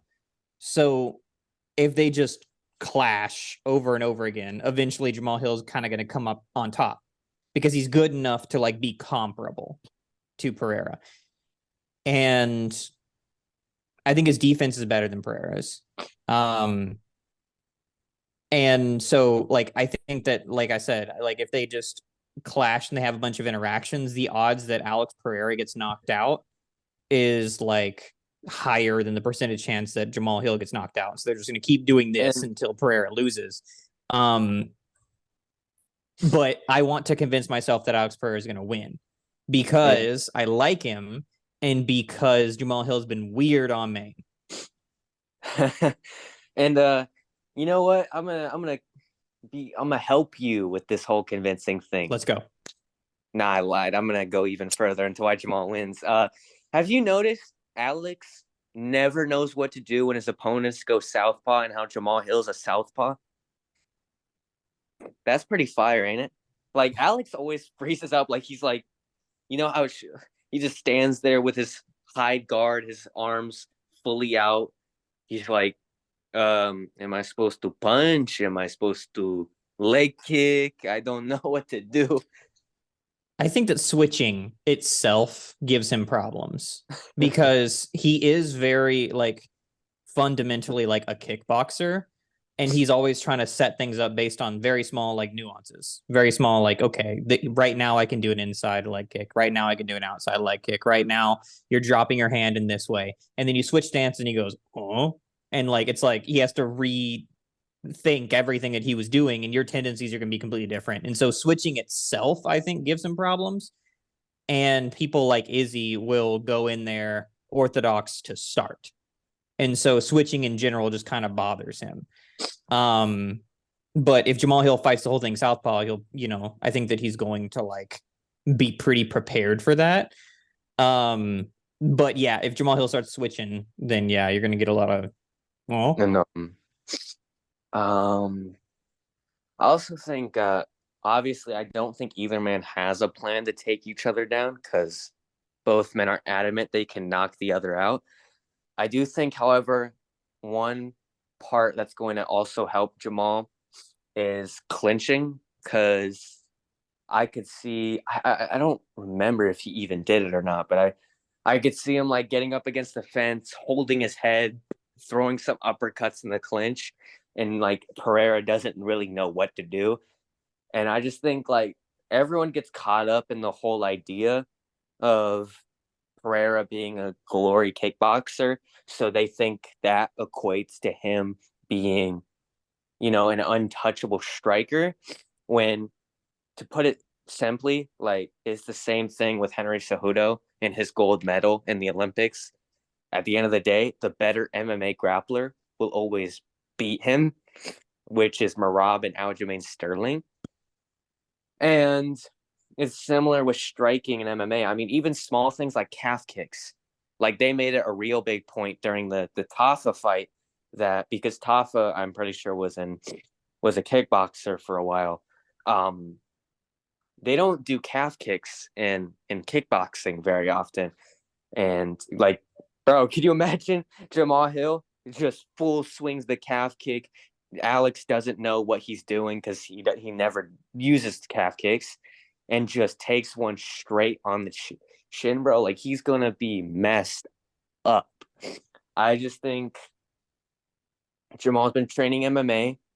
His whole career has been centered around MMA. I think his striking game, it works better for MMA. I think better chin, hits harder, as controversial as that is.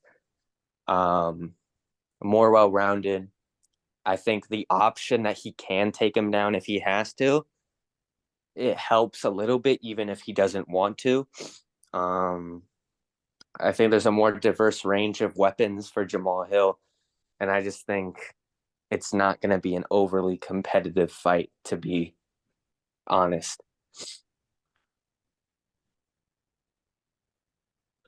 I don't know, but I do know that I like this main event for UFC 300. I'm not mad at it. My triple header that I desired was Tom versus Stipe, which everyone hated on. And this is the co-main, and then Leon Bilal as the fight right before that. And we only got 1 out of 3, but I'm satisfied that we got at least 1 out of those 3. What did Stipe do to you? We need to reconcile the interim champ with the interim champ privileges. That's the best way I can put it. We need to consolidate those two things. But then how is John Jones going to get paid? The amount that he's going to get paid from a Stipe fight. And then how is John Jones going to keep saying that he's the GOAT if he has a loss on his record to Tom Aspinall? See, that's a different story. But if Tom were to beat Stipe, I think that not only does Tom have a good stock right now, but that raises his stock. I don't think the average person is going to be like, oh, Stipe's so old. Maybe they will be. They probably will be because they're saying that now. But they'll still have Tom having a win over the heavyweight going into the John Jones fight. And then if Stipe, Tom, imagine how much bigger John Jones fight. Oh, yeah. And then if Yeah. unicorns came down, then we could have them fly above the octagon, and then everybody would want to come see the unicorns. If John didn't duck Stipe last December, we wouldn't even be having this conversation. True. Stipe would be the undisputed heavyweight GOAT, arguably top 2 all time. Am I hearing? Wait a minute. Okay. Wait a minute. Hold on. Wait, so you had Stipe? Stipe was going to beat John Jones until I actually John Jones pulled out. I stand on this. I agree with him too. Stipe was gonna knock that boy out, bro. What is happening? What is happening right now? But maybe hopefully we'll see it eventually. This might be it doesn't work quite the same because they don't have to cut weight, but you know how Charles pulled out and made Beneil have a bad weight cut and kind of threw Beneil off. I think that was John Jones' plan all along. Okay. No. This is what we got to do right now. This is what we're gonna do right now. I want you to tell me your top 5 best heavyweights in MMA on the planet right now, including Francis, including Tom, including Stipe, including John Jones. Go ahead, Isaiah. Okay. Top 5. In order, 1 through 5 or no? Yes. Okay. Number one, I'm gonna go with. Completely honest, I'm gonna go with John Jones. Number 1. Okay. Number 2, I'm gonna go Francis Ngannou. Number 3, I'm gonna go Tom Aspinall. Number 4, I'm gonna go Stipe.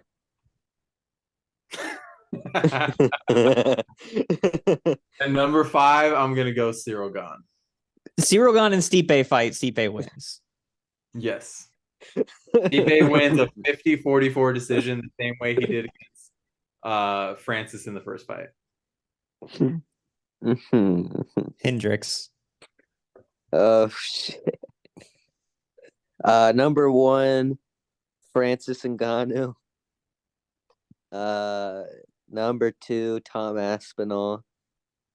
Number 3, it's getting hard because I don't want to equate John's light heavyweight resume into a heavyweight conversation. Number 3, damn, heavyweight's kind of shit. I guess it can be top 5. I guess Cyril Gane. No, I'll give John the credit. He's 3. I'll give Stipe a 5 and Gane 4. Okay. Yeah, I don't know. Okay, so I'm confused, Isaiah, because you put John above everybody. Yes. So what's going on? Francis wrestling is not as good as people think it is. But you said And Stipe was going to beat John. Is my point. listen. If I had to give them rankings right now, that's where I'd put them. But number 4 can still beat number 1. Okay, sure. Might as well. Yeah. If I had to give them rankings, that's where I'd put them. But number 4 can still be number 1. But the reason I put John number 1, people think that like Tom can run through him right now. We've never seen any. We've seen one person try to take down Tom. That was I forget who it was. We've seen one person try to take him down. It was some old Eastern European chubby dude. It's Andre not. Arlovsky? No, it wasn't Arlovsky. It might have been Spivak. Oh, maybe. It might have been Spivak. I can't remember, but only one person. It's not John Jones. If John Jones wants to take down Tom, he's going to take down Tom. If John Jones wants to take down Francis, he's going to take down Francis. If John Jones wants to take down Cyril Gahn, we saw what happened. The only person he's not doing that against is Stipe Miocic. That's why. That's Stipe. See, this is like a Sean Strickland Izzy situation, right? Sean Strickland isn't like the best middleweight in the world, but he can beat Izzy. Stipe isn't the best heavyweight per se, but he can beat John. That's an interesting point of view.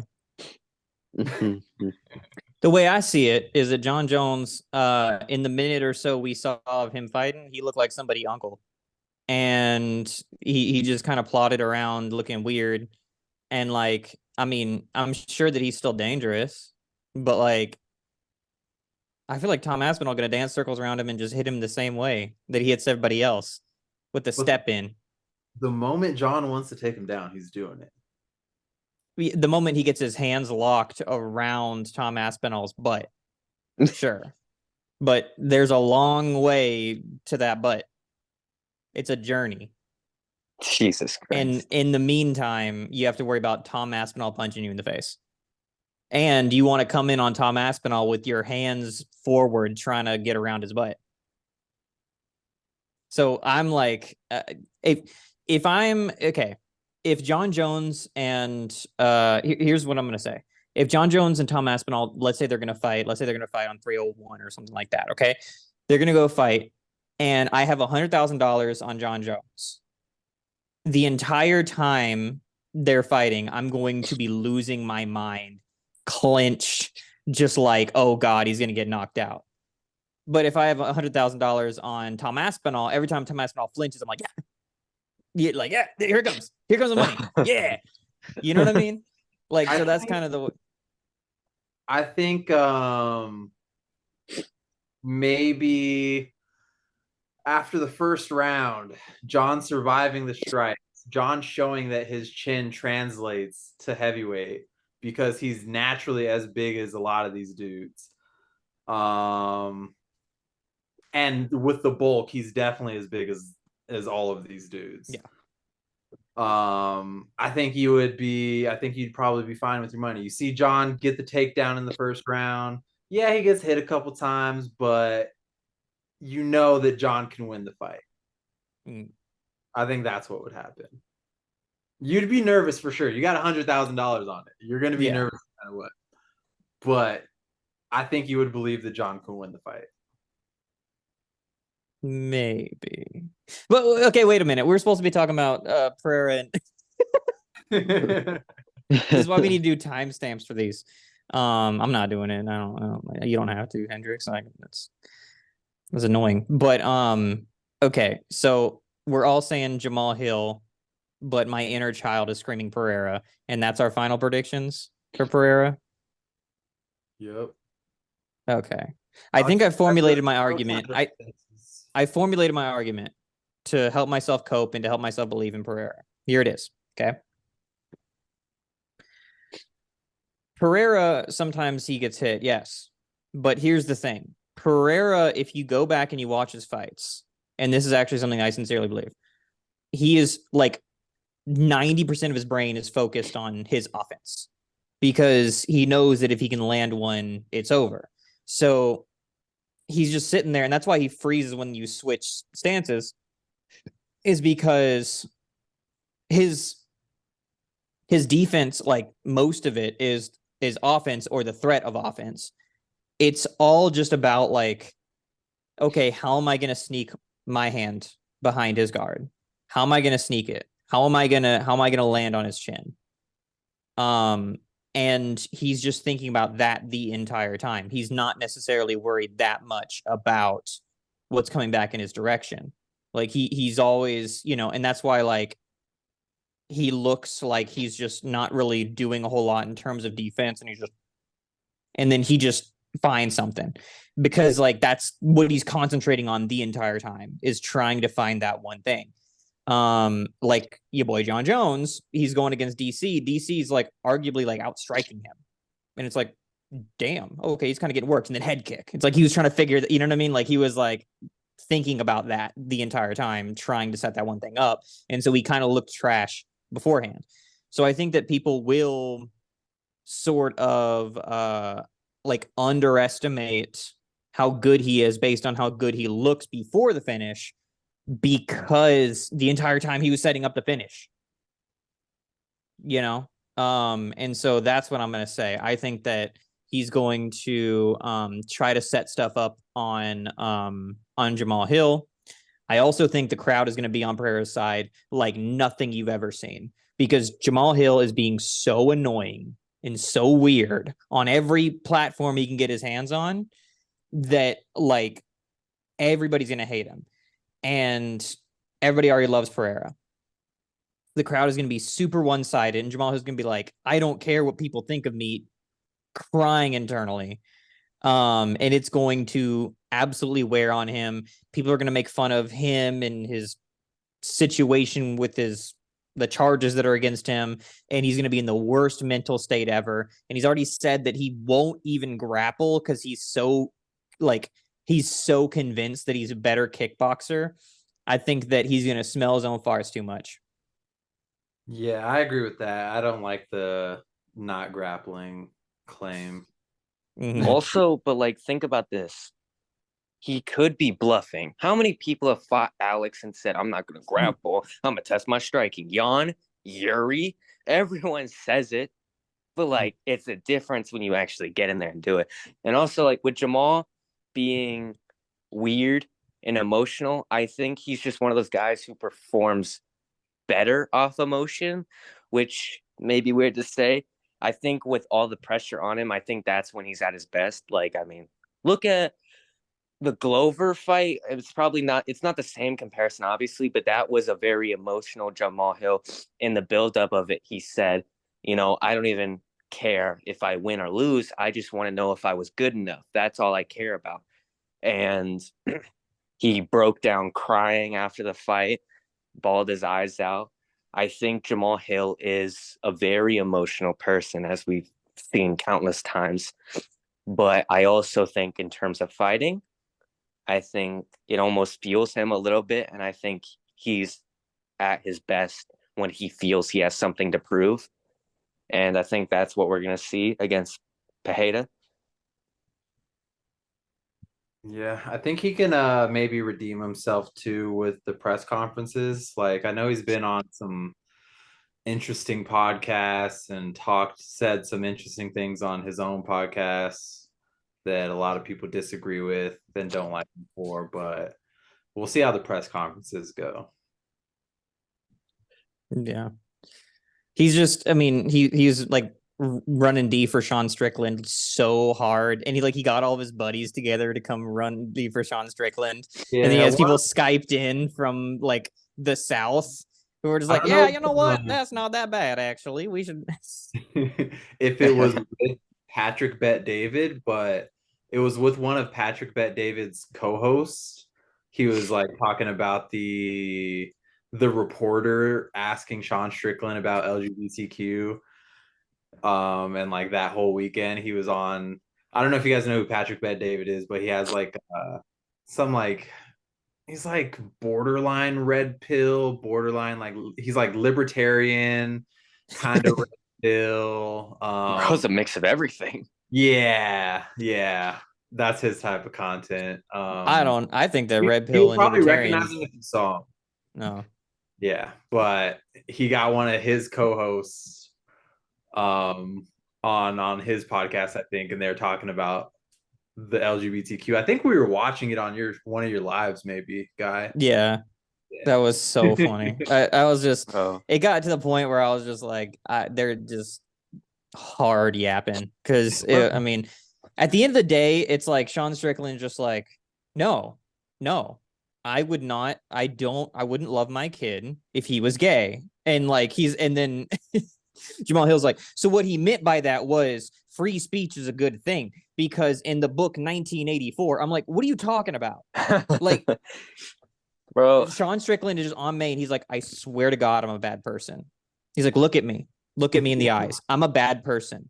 They're talking Like, about like I swear to God, I'm a terrible person. He's like, so what he meant by that was they don't that, want them teaching it in the schools. It's like, bro, I went to the same school district as Sean Strickland. They weren't teaching us like how to be gay. bro, and it's like what I hate too is the people that are like, oh, that reporter, he's bringing it up, talking about fighting. Why are we bringing this stuff up in fighting? When it's like, Sean brought it up first. So what are you gonna do? And but it's also like, it's like, if there's nothing wrong with what Sean said, then why is it a gotcha? why They're is it a admitting gotcha? that there's something wrong with what Sean said by saying, bringing up what he said is a gotcha. Nobody's going to bring up, hey, you said you like eggs, and they're going to be like, that's a gotcha. No, because there's nothing wrong with saying that. Yeah. There's something wrong with saying what he said, and so bringing it up, they're like, oh, there's mudslinging. They're saying that he said something bad. I'm like, did he say it? Yeah. It's like this. Everyone can reference all of Derek Lewis's quotes, right? You can reference, hey, remember that one time you said your balls were hot? Yeah. Remember that one time you said where Ronda Rousey fine ass at? And there's Mhm. no controversy. It's Right. just it's just funny. Even though like yeah, like there's just no controversy at all. But in that moment, Sean felt offended by him bringing it up, and then people get offended for Sean, and it's like clearly you said something wrong if you guys are getting offended. Mm-hmm. And I don't know, bro. It's weird because obviously we know the common Sean Strickland fan is the type of person who agrees with the words that Sean said to that reporter, Mm-hmm. and the response to that reporter confused the hell out of me.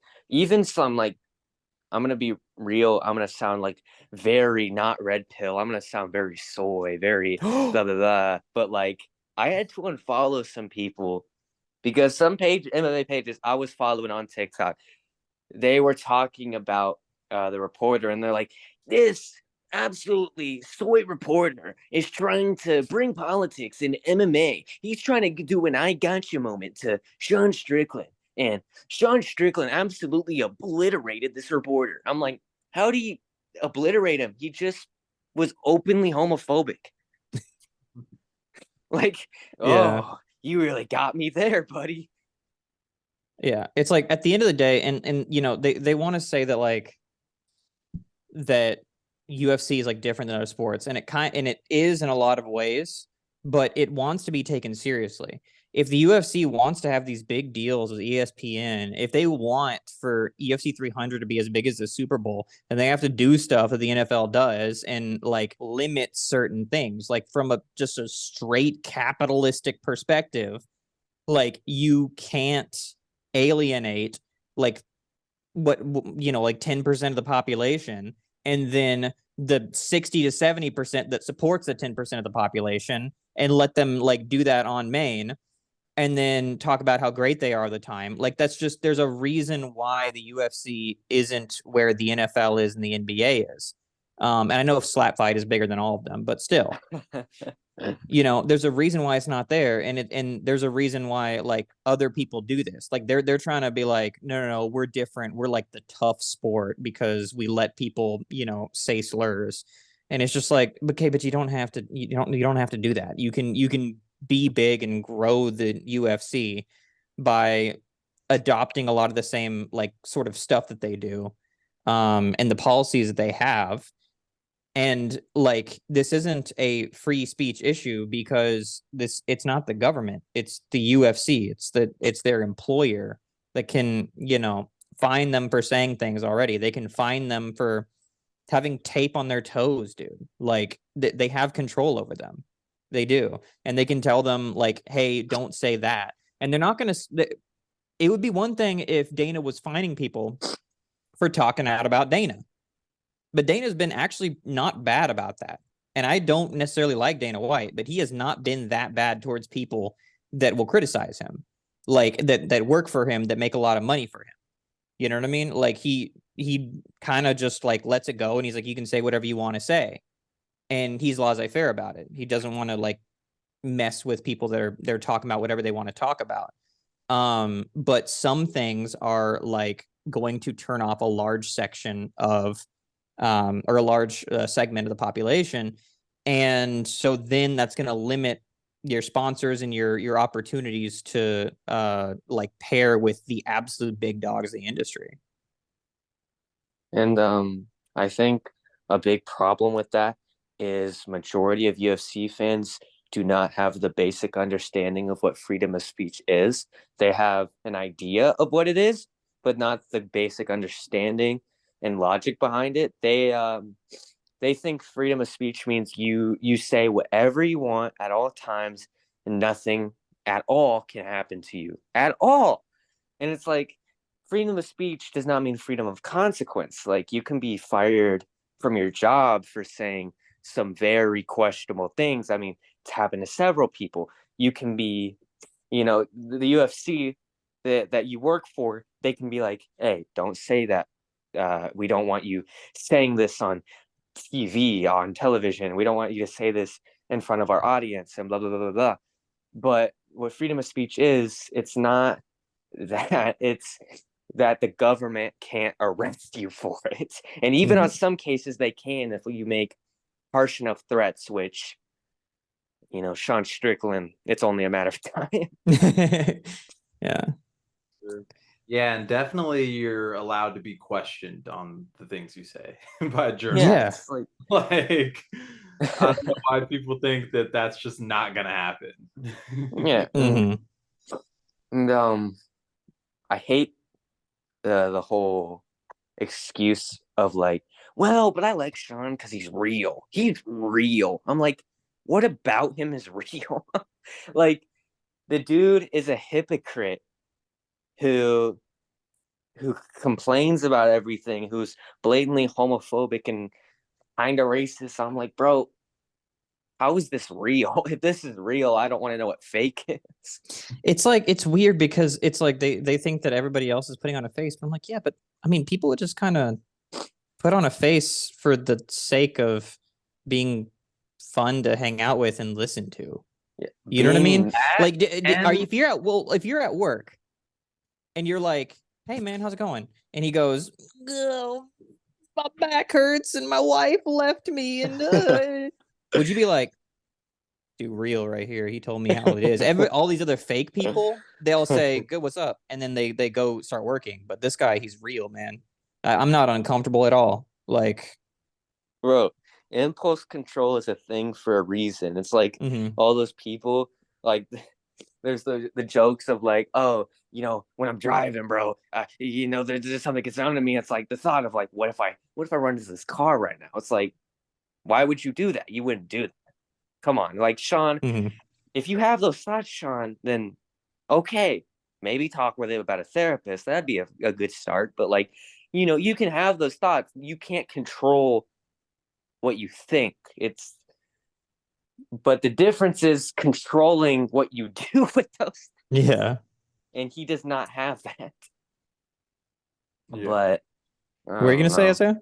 As far as the real thing goes, it's like these are the same people that if you say something they don't like, they'll tell you to keep that out of sports. You know what I mean? Yeah. If you bro, say my something they favorite, don't like, they'll tell you to keep that out of sports. But if they like it, then oh, he's so real, he's so candid, like he's not afraid to say anything. And it's like you guys My gotta understand you're contradicting yourselves. my Mhm. favorite comparison for the last few years has been Woodley and Colby Covington, both similar fighters in a lot of regards, but one gets a lot more hate for being on the other side of the other. Mhm. Like it's basically like if you made a black liberal version of Colby Covington, that's the reaction he would get. Yeah. And it's like completely night and day. Yeah. Um, this was a But sick tangent. But this is going to be, yeah, we'll probably call it here. UFC 300. I'm losing my mind. I'm so excited. We have to slog through some of these to get these fight nights. But oh wait, no, Mexico's sick actually. But some of them aren't as good. To get to 299 and then to get to the promised land, which is 300. I am so excited. Hendrix, tell them where they can find you. You can find me on TikTok at co.hendrix. Same for Twitter. Same for YouTube. You can find me at Instagram at Hendrix Fate. And remember, FEIHT. it's FEHT. And FEHT. Fate. Okay. remember, if you've been complaining about UFC 300, shut up. It's stacked. Hell yeah. Isaiah, where can they find you? You can find me on TikTok at Re-Rack Your Weights. I go live almost every day. Come join us. This is the Blue Corner signing out. Thank you all for watching.